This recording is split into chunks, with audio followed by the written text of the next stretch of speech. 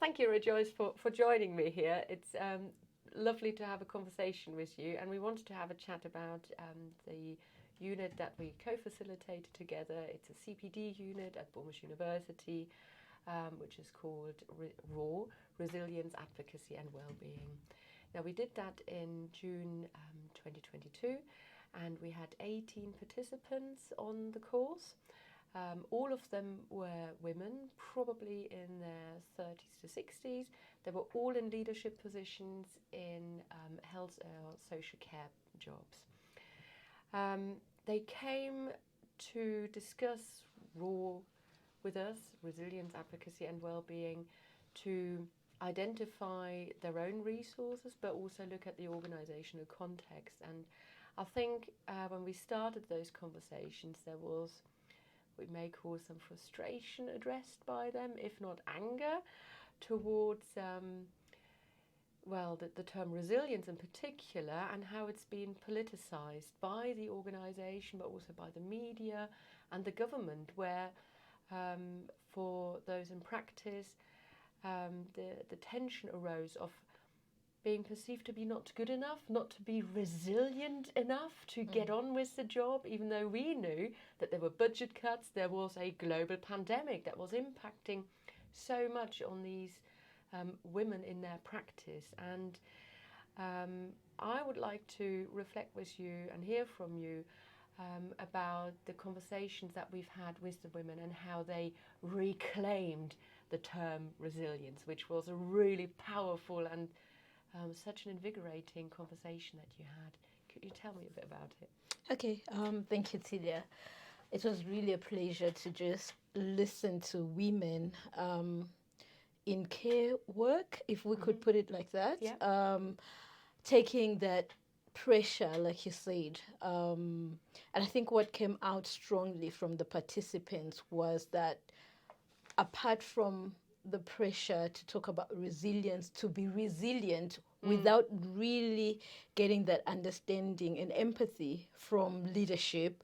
They were leaders themselves, but they also received instructions as well on how to run their units, how to run their job. And that's where the terminology was also handed down with the instructions of what they were doing.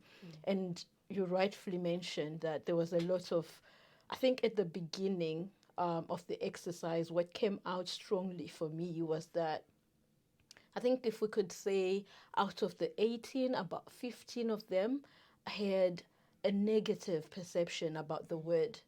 And there was also this not wanting to claim it.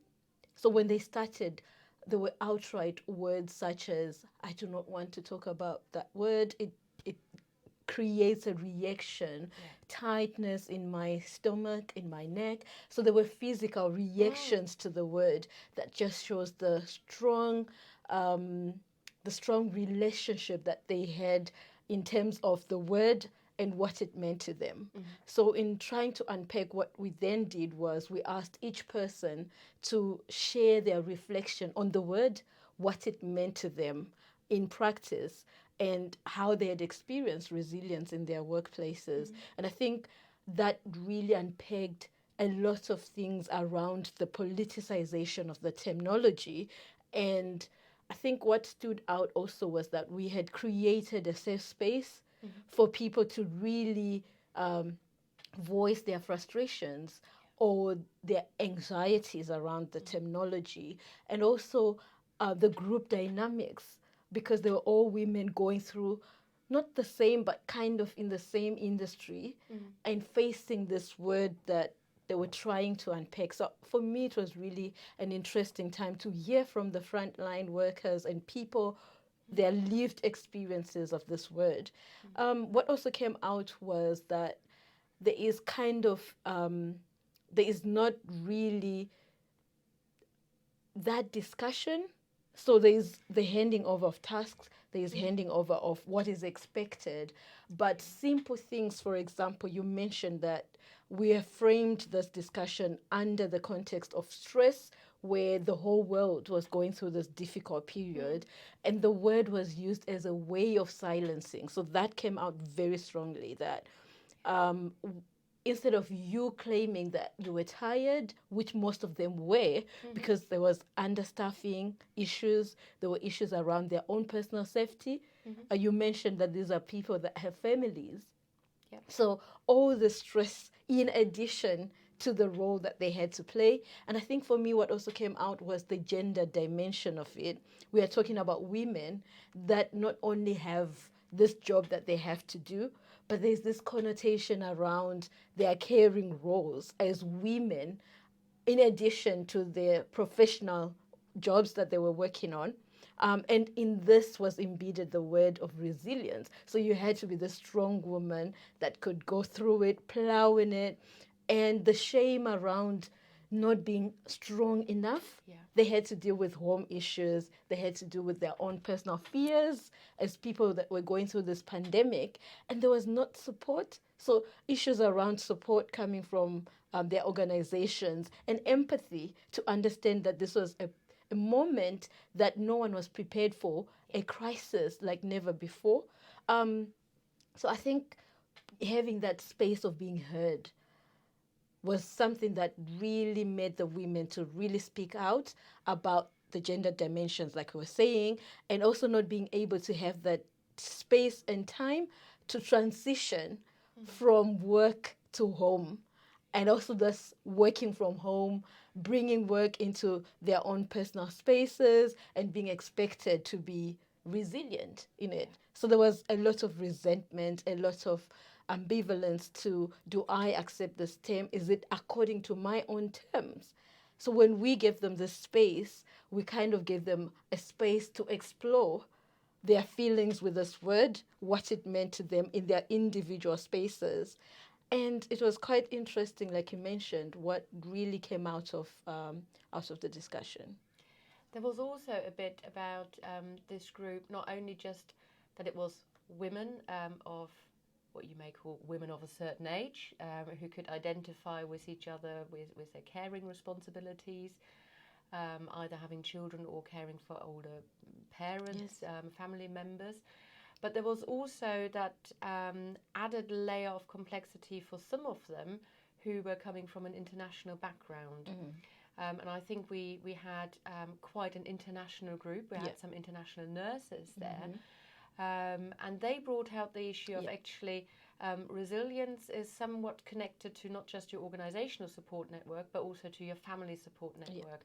And some of them were probably quite angry to be alone because they could not connect with their support network, with their loved ones. And there was that added complexity of further stress that may not have been understood by those colleagues who were, well, just living in the UK with their UK families, and they didn't need to worry about someone who was abroad that they couldn't access. And I think that was bringing to the conversation, and for those who were settled in the UK, brought an understanding of actually that there is something more for some people to deal with. And I think that that shared understanding of we're all having complex lives, and we need to be kind and gentle with each other. That really came out of that group.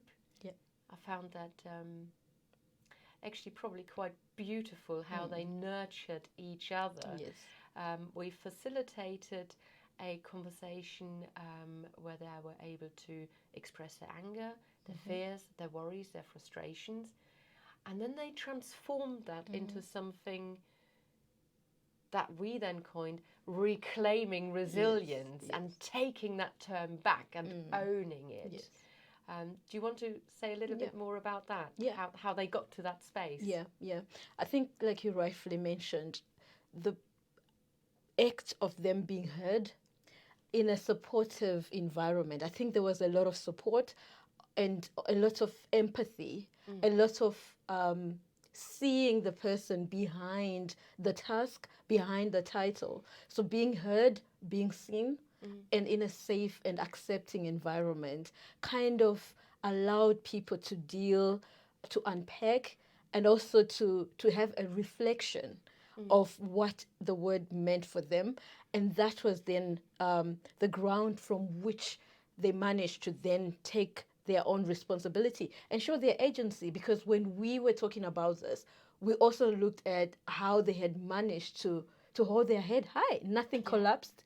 A lot of things really could have been done in a better way, but people were thinking on their feet. So there was a lot of agency that, by discussing with others, came out.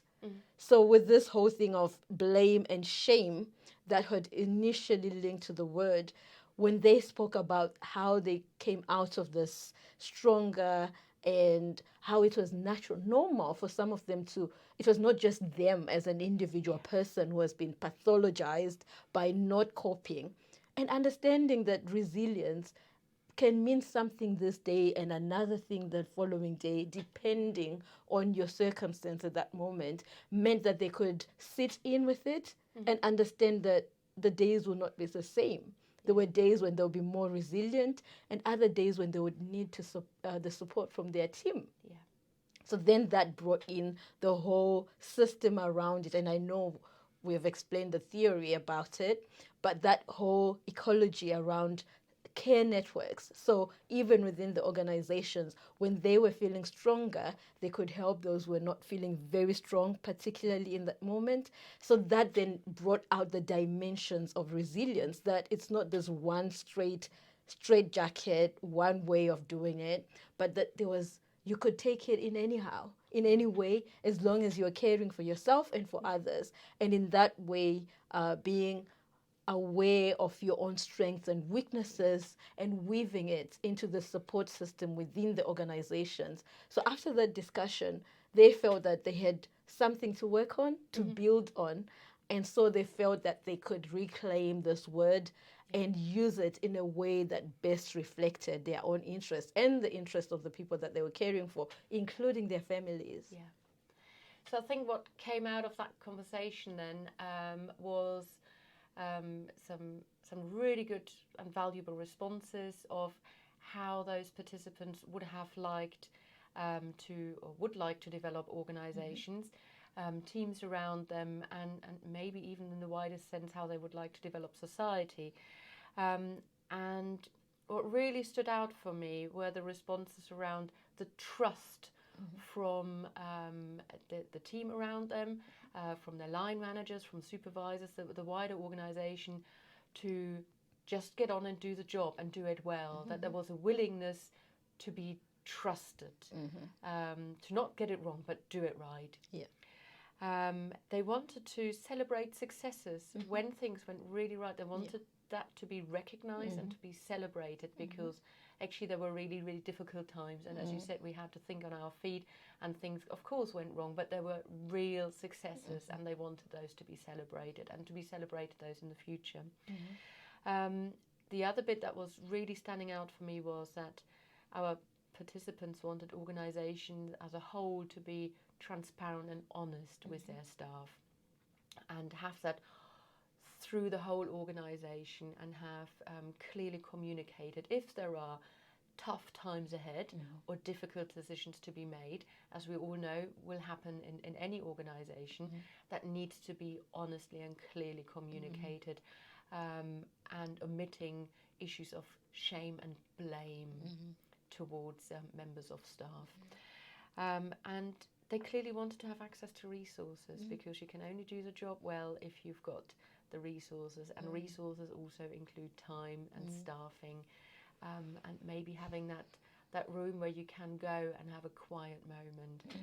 So it wasn't necessarily the money or the physical resources, but maybe we could say kindness, that would then grow resilience as a resource.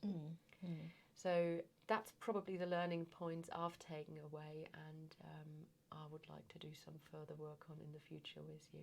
So thank you, Joyce, for having this conversation with me, and probably a big thank you to all of our participants whose voices we are representing here and want to carry forward.